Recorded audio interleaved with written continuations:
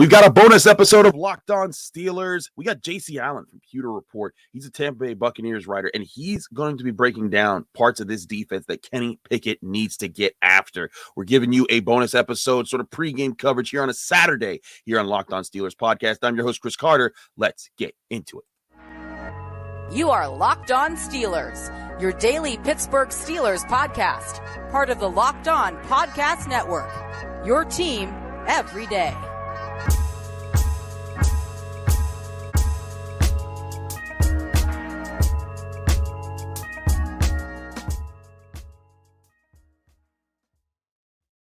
And welcome to the Locked On Steelers podcast. I'm your host, Chris Carter, bringing you your daily dose of all things the Pittsburgh Steelers. As always, you can find the show on Apple, Spotify, Google Podcasts, Odyssey, and YouTube. If you're watching this video on YouTube, hit the like button or hit the subscribe button to get all of our daily Monday through Friday episodes and our bonus content like we have right now on a Saturday. Joining me today is JC Allen of Pewter Report. Now, if you don't know what Pewter Report is, it is one of the best ways to get news about the Tampa Bay Buccaneers. They're always on it. A former colleague and a former host of this show, John Ledyard, used to work there with JC, and so he was helping set this up. JC, how you doing, man? Thanks for joining the show. I'm doing great, man. Happy to be here. Happy to chop up this matchup. I think, you look at these two teams, they're in very different places than they have been in the past. And it's still going to be an exciting matchup, though. And I'm looking forward to getting into it with you right now. Same here. I look at their schedule. There's their schedule right now, the Buccaneers, and I see that. I look at them being 3-2, and I'm just like, man, like I thought they would have beaten the Packers. They handle business, and like it's tough to say them beating the Chiefs. That's one thing. But this is a team that's been winning primarily with defense, with a lot of these games so far. The offense has yet to click, but what is it about this defense that has gotten them going early? They're number 6 in the NFL in scoring, and they seem to have a lot of components to it that help them flow around the field. Yeah, I think, first of all, having Todd Bowles, that continuity from him being their defensive coordinator to their head coach helps a lot. And I think the personnel too that they brought in this season, obviously 2 of those major guys are out with injury most likely this week, in Akeem Hicks and Logan Ryan, but they allowed this team to be so versatile and do different things, especially in the defensive secondary. With Logan Ryan, you're seeing Antoine Winfield play a lot more nickel this season, where he's been absolutely lights out, one of the highest graded players per PFF at the position. So having that versatility, having that communication, having that cohesiveness, these guys have played together now and been in the system now for 4 years. So they know the system. They're playing without thinking. They're able to play.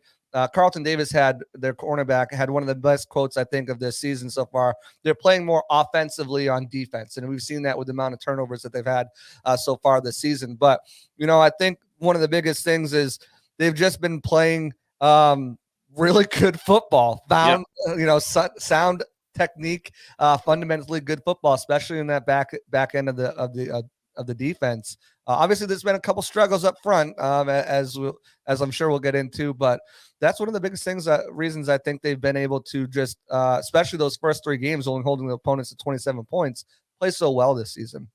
Yeah, this is where I'm confused, because the secondary is playing well for the Buccaneers, but I thought it'd be the defensive front that'd be like the most infallible. You got Vita Vea up front, like that guy when he was coming out of college. I'm like, my goodness, that guy is huge and can move. But then behind him, you got Devin White, Lavonte, David, and you got and Shaq Barrett. Like, what are we doing here? Like, how are they not just crushing every rushing offense that they're facing right now? And again, when I look at their schedule, it's not like they face the Cleveland Browns and Nick Chubb every single week. Right. Yes, yes, I guess that the Saints they had a bit of rushing offense, but it looks like the last 2 weeks they gave up a lot of rushing yards to the Chiefs and then a lot of rushing yards to the Falcons. What is it about the Buccaneers defense that isn't working up front right now? I think honestly, it's a few things. I think the most part is, unlike the back end, technique and fundamentals are not being performed. Players are not performing and executing their roles as they should be. Vita Vea, as you mentioned, former running back, can really move, and he's been good in pass. He's been better in pass rush, but yeah, he's been getting blown off blocks, moved off the ball, and that's really hurt them. Devin White has been spectacular this year, but he's missed quite a few tackles as well. That's allowed those guys to get into the second level. Anytime you have your safeties lead the team in tackles for 3 weeks, that's not a good look. No matter how close and versatile they play to the line of scrimmage, that's not a good look. So it's getting back to that. I think we kind of talked about this the other day. Vita Vea has had Ndamukong next to him for, the last 4 years of his career. He doesn't have that there now. He was a mentor, big brother, really good friend of his. And he's kind of getting used to not having Ndamukong there. He had Akeem Hicks. And when we saw that, obviously, when they were together before he got injured, that was a really unstoppable duo. But, now sitting there playing with guys like Nacho, Deidre Sanat, no takeaway from those players. They're still very good players, but they're not the same caliber of a Sue or of a Hicks. So that's another reason why I think they've been struggling in the run defense and just playing lackadaisical football. Devin White kind of said, once they got up, they kind of got bored last week. And you never want to hear that from your defenders, especially your team captain. So I think honing back in on the fundamentals, the technique is going to be critical, because even though, Najee Harris hasn't gotten started, and this offensive line is probably maybe worse than last year's offensive line when Najee was running behind. It's any given Sunday, anytime they can turn it on and say, hey, we're ready to play. And if that's the case, the Bucs are going to have a long, long afternoon if they're letting Najee Harris run all over them, especially up the middle. Well, I'll say this much. I do think this offensive line is better simply because they're protecting the quarterback more. They still have the same run blocking problems. They don't chip well consistently. Like, they don't understand when to hit a defensive tackle, double team a defensive tackle to get to the second level. But that's why I think that this is such a big, interesting point of this game, is that if the Buccaneers have been struggling with that part of their defense and the Steelers have been struggling with that part of their offense, it could come down to whose side figures that out first. That could play a big role in this game. Mike Tomlin talked about this Tuesday when I asked him about, what the Steelers need to do to make things easier for Kenny Pickett. And, he kind of was like, well, not being down 35 points would be a nice start. But in all seriousness, he was saying a big part of it is keeping the game within reach, or at least, having it being a football game, because when they fell behind 3 scores, it's like, well, do the Buccaneers really need to fear play action? Because it's not like you're going to run the ball. And if Najee Harris is in there, a lot of teams are they were talking about the Bills last week, but if if your opponent, is up by so much, there's no reason to fear play action because you're not as scared of the run game right there. But that's a big part of what the Steelers are trying to do. They're still trying to establish a balance and even like a foundation of what the bread and butter of this offense is. If you're looking at what the Buccaneers have done so far, what is the biggest reason that they haven't, like, there's some of these games, like they've won some games handily. They beat the Cowboys the way that they were supposed to. They beat they beat the Saints in a way that I thought was reasonable. But their loss to the Packers, I thought they should have controlled that game a lot better than they did. The Chiefs game, I mean, Patrick Mahomes, he takes over some games. But what really surprised was last week not putting away the Falcons on either side of the ball. Like, you talk about the defensive players being lackadaisical, but the offense, I thought, should have put up more points on the Falcons. What has allowed the Buccaneers to kind of let their opponents, stay within range in some of these games? Well, last week was interesting because the Falcons didn't pass the ball. They were down by, 3 scores, and they were still running the ball, and they ended up scoring 2 touchdowns, bringing it within, a 1-score game. And if not for that, roughing the passer call, we might be talking about a different game right now. So, that's the biggest thing is you look at, and it's so weird too, because those first couple games, they had slow starts, but they shut it down in a second. These last 2 games, they've kind of let these guys, with the Chiefs, let them score points in the second half. But again, we mentioned the Chiefs and Patrick Mahomes, but specifically last week, that's when the Falcons scored their points. They let them, get back into it. So, I think it's just not being focused as much. You can't overlook any opponent. And that's going to be the biggest message this week is you can't overlook this Steelers team just because of what happened last week, what the record, what the players look like. And you need to be on for all 4 quarters. I don't think that this team has seen all 4 quarters from its defense or from its offense. And I think this week provides them a good opportunity to do that. You look back at some of those games, injuries have hit this team hard, starting with the offensive line, moving into wide receiver, now into the cornerback room, defensive line. So every team's dealing with injuries. You got to overcome those injuries, and you got to play a solid 4 quarters. And I think we saw a glimpse of what that offense could be in that Chiefs loss when they started kind of rallying back. And we saw another glimpse last week, the way that utilize Leonard Fournette, Cade Otton. But now you need to put that deep ball. You need to put those receivers, those tight ends, those running backs all together. And you need to bring back that Cowboys game where you ran the ball for over 127 yards with Leonard Fournette. Put it all together and have a complete game, because they still haven't done that. And whether that's by injuries, miscommunication, missed assignments on both sides of the ball, you've got to figure it out, because we're still early in the season, but it's going to fly by. It's going to come quick. Absolutely. We got a lot more to talk about. I want to get specifically from JC what Kenny Pickett has to do to get going in this game. This is his second NFL start. Last week, he faced the number 2 defense in the NFL. This week, he faces the number 6 defense in the NFL. It doesn't get that much easier, but we'll get into that in just a minute here on the Locked On Steelers podcast. Stay with us. Be right back here with JC Allen from Pewter Report, breaking down Steelers Buccaneers.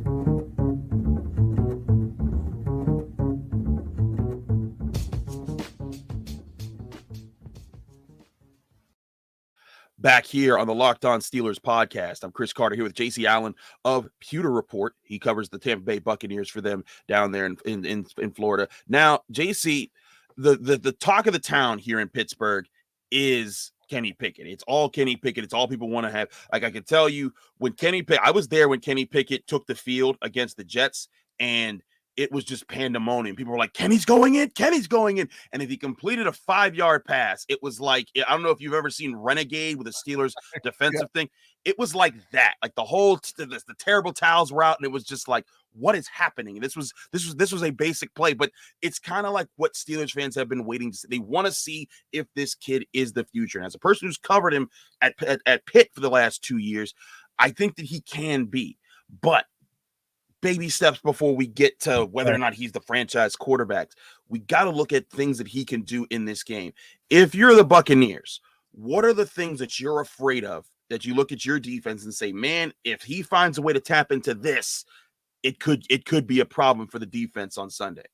The biggest thing is, he's a rookie quarterback. Rookie quarterbacks are going to make mistakes. Todd Bowles has just gone against a litany of quarterbacks who have done it in the league, and now he's going to have a game plan to try to disrupt Kenny Pickett's rhythm, to get Kenny Pickett off balance. He's going to attack him early with pass rush, maybe send some exotic looks and blitzes to try to confuse him, but that works in Kenny Pickett's favor too. I was talking to Jamel Dean, cornerback for the Bucs, yesterday, and we were talking about how going up against a rookie quarterback, there's a caveat that goes with it, because yes, he might see the field a little bit differently as a rookie and might make some mistakes. You might goad him into making some mistakes, but at the same time, he's got nothing to lose. Right. And he's going to try to make some throws, and he's going to go for shots that a veteran quarterback might not take. And that's where you got to get worried about Kenny Pickett, is having those cojones to say, hey, look, I'm going to make this mistake, or I'm going to make this play.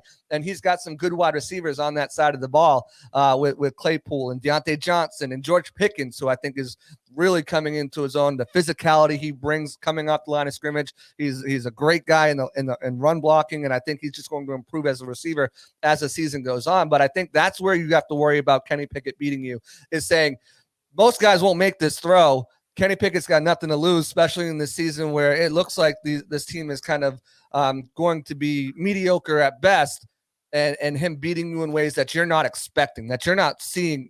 And also there's limited tape on him, right?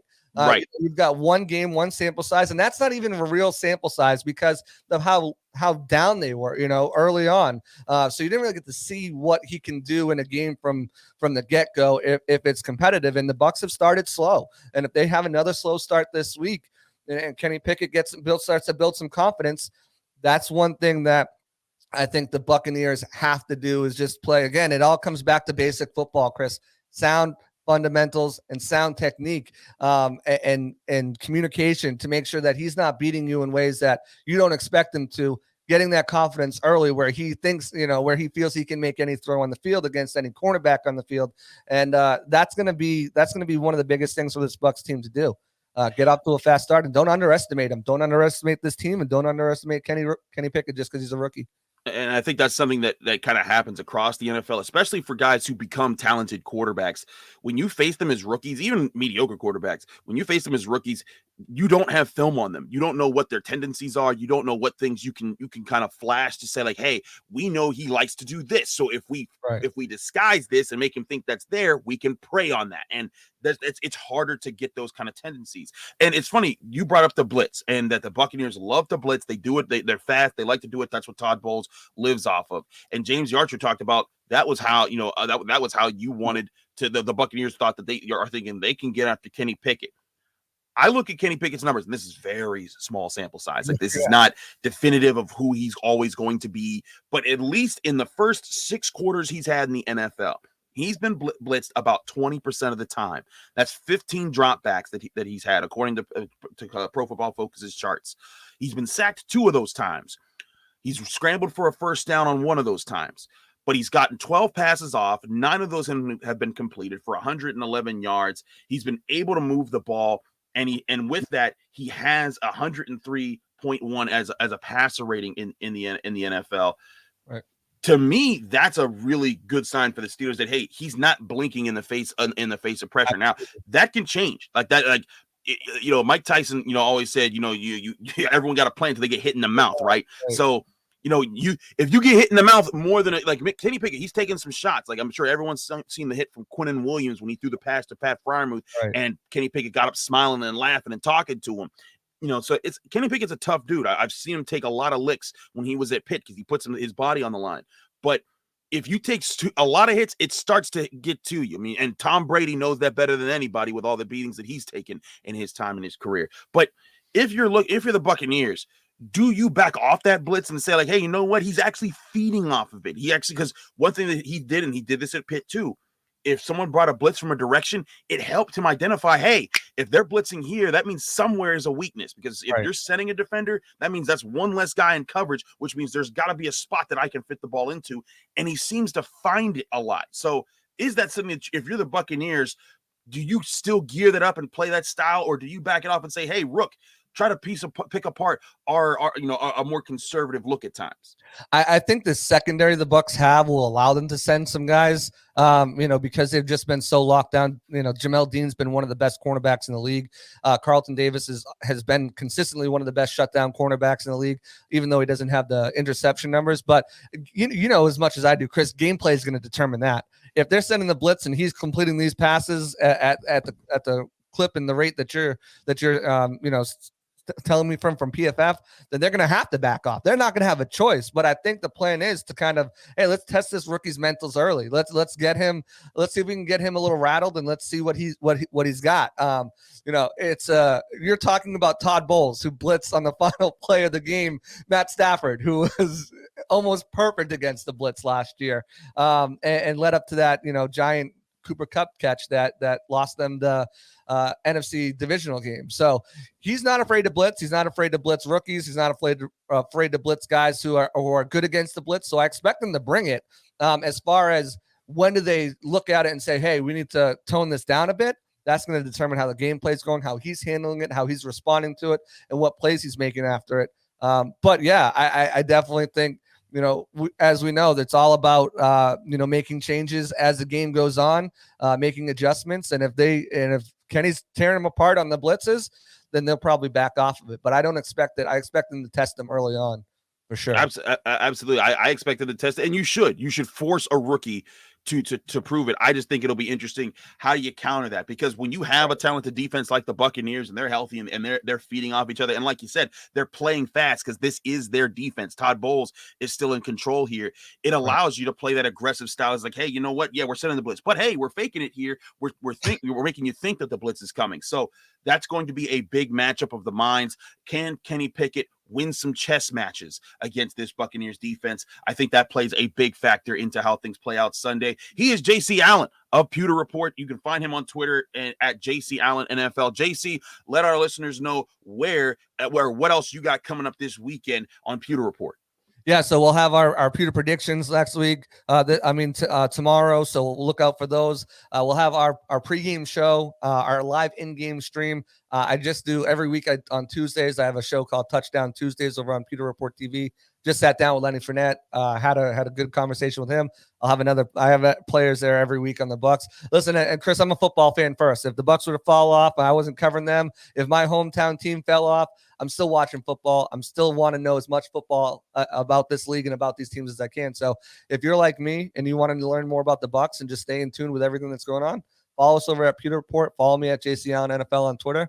And I appreciate you having me on, man. Thanks for coming on, JC. We appreciate you. And yo, if Steelers fans, you want to get a good look at what's happening with the Buccaneers and what the Steelers are up against, go to Pewter Report right now. Check out JC's work with that team. I'm Chris Carter, host of Locked On Steelers. Remember, you can find this show on Apple, Spotify, Google Podcasts, Odyssey, YouTube. If you saw this video on YouTube, like it, subscribe to this YouTube channel to get all of our daily episodes, including our bonus content when sometimes we get time to release things like this. Thanks for checking us out. Be back on your screens and in your ears Sunday evening, giving you a recap of what happened at Acrisure Stadium when the Steelers take on the Buccaneers.